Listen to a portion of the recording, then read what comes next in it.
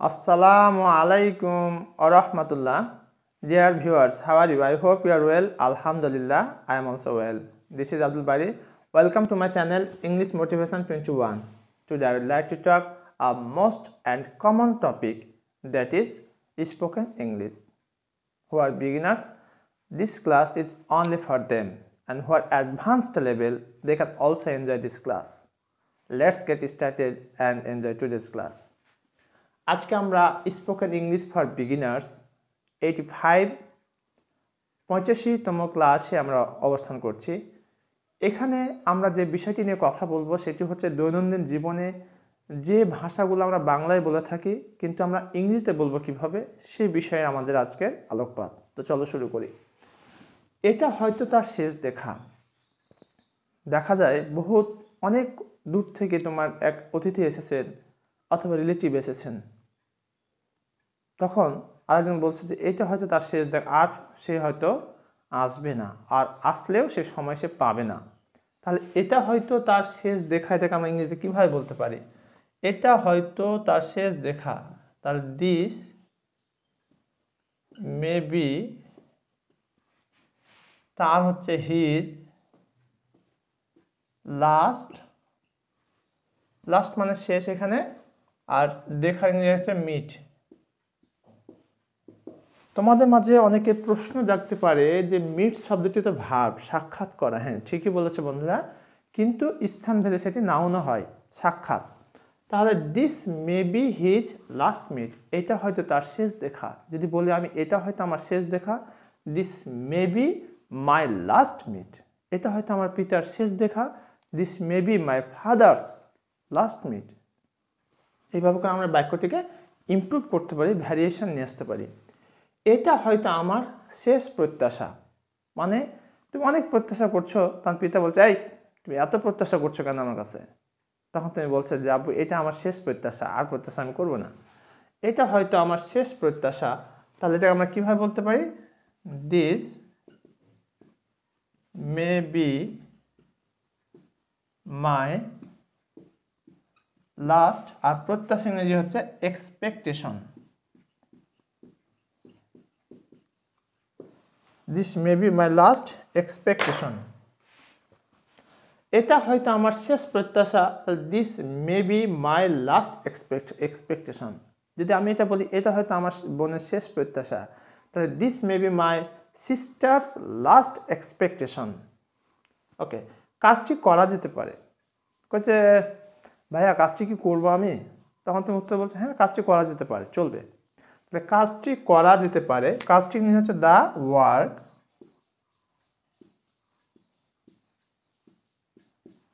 Can be ডান। এখন যদি আমি বলি যে বইটি লেখা যেতে পারে, তাহলে বইটি the book can be written. কবিতাটি পড়া যেতে পারে, the poem can be recited, অথবা আমরা লিখতে পারি red. The book, the poem can be red. এটা পরিবর্তন করা যেতে পারে। বলছে ভাই এটা কি পরিবর্তন করবো? হ্যাঁ এটা পরিবর্তন করতে পারে, এটা পরিবর্তন করা যেতে পারে। তাহলে it can be changed, it can be changed. তাহলে আমরা বাক্যগুলো আবারও দেখে নিই কি বলছে এখানে। এটা হয়তো তার শেষ দেখা, this may be his last meet. এটা হয়তো আমার শেষ প্রত্যাশা, this may be my last expectation. কাজটি করা যেতে পারে, the work can be done. এটা পরিবর্তন করা যেতে পারে, ইট ক্যান বি চেঞ্জড। এরপরে যে বাক্যগুলি রয়েছে এখন আমরা সেগুলি দেখব।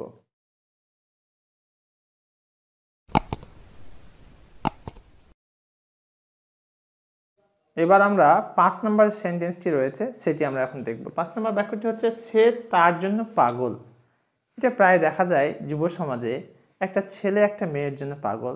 এমনটিও হতে পারে একটা ওয়াইফ তার হাজব্যান্ডের জন্য পাগল, অথবা হাজব্যান্ড তার ওয়াইফের জন্য পাগল, এটা হতে পারে।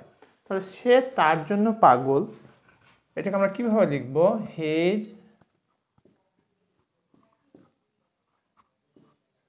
ক্রেজি।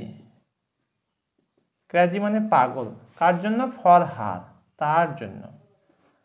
তুমি রহিমার জন্য বলতে পারো, তাহলে ফর রহিমা তুমি স্ত্রীর জন্য বলতে পারো ফর ওয়াইফ, অর্থাৎ সে তার স্ত্রীর জন্য পাগল, he is crazy for his wife. সে তার স্ত্রীর জন্য পাগল, he is crazy for his wife.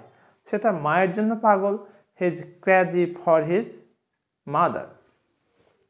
তুমি কি আমার জীবনসঙ্গী হবে? একটা ছেলে একটা মেয়েকে বলছে তুমি কি আমার জীবনসঙ্গী হবে। এটা হচ্ছে ফিউচার ইনডিফিনিট টেন্সে রয়েছে। আর এটা প্রশ্ন করেছে, তাহলে আমরা এটা কিভাবে লিখতে পারি? Will you be my life partner. জীবনসঙ্গী হচ্ছে লাইফ পার্টনার।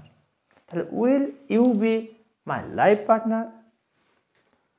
তিনি যা চান খেতে থাকুক। অনেক সময় দেখা যায় ছোট বাচ্চারা যা খাচ্ছে তখন মা খেতে দিবে না, তখন বাপে বলছে যা খেতে চায় খেতে দাও।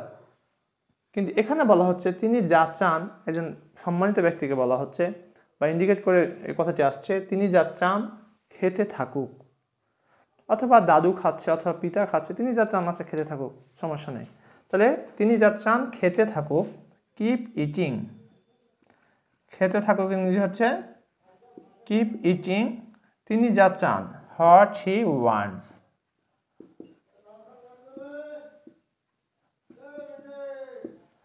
তিনি যা চান খেতে থাকুক, keep eating what he wants.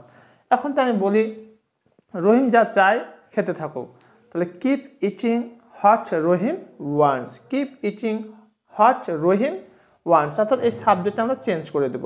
মা যা চান খেতে থাকুক, তাহলে keep eating what mother wants.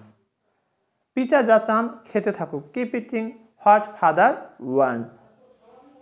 আচ্ছা, এবার দেখো তুমি কখন যাবে। এটা হচ্ছে ফিউচার ইনডিফিনিট টেন্স, প্রশ্ন করা হয়েছে। তাহলে তুমি যাবে ইউ উইল গো, আর তুমি কখন যাবে when will you go. When যে সময়কে মিন করা হয়েছে, তাহলে আমরা লিখব when will you go.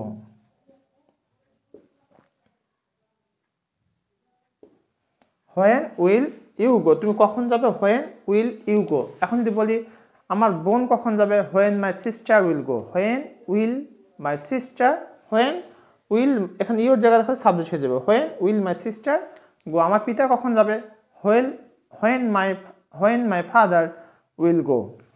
When will my father go. When will my father go. When will my, when will I go. Okay, in this way you can bring a lot of changes in your speaking. আমরা বাক্য আবার একটু দেখে নিই। সে তার জন্য পাগল, he is crazy for her. তুমি কি আমার জীবনসঙ্গী হবে, will you be my life partner. তিনি যা চান খেতে থাকো, keep eating what he wants. তুমি কখন যাবে, when will you go. Dear viewers, তোমরা যারা এই ভিডিও ক্লাসটি দেখছো, যদি ক্লাসটি ভালো লাগে তাহলে তোমরা আমার চ্যানেল ইংলিশ মোটিভেশন 21 এখানে গিয়ে প্লেলিস্ট বাটনে গিয়ে অনলাইন স্পোকেন ইংলিশ অথবা স্পোকেন ইংলিশ অনলাইন ক্লাস, এখানে একটা তোমার প্লেলিস্ট দেওয়া আছে। সেখান থেকে তোমরা প্রায় আরও 84টি ভিডিও পেয়ে যাবে। বিভিন্ন বিষয় নিয়ে সেখানে স্পোকেন ইংলিশের উপর কথা বলা আছে আর কি, ইংলিশের উপর কথা বলা আছে। তো আশা করছি তোমাদের ভিডিওটি অনেকটুকু হলেও কিছুটা হলেও হেল্পফুল হবে। এবং এই ভিডিওটি কেমন লাগলো তা কমেন্ট করে আমাকে জানিয়ে দাও।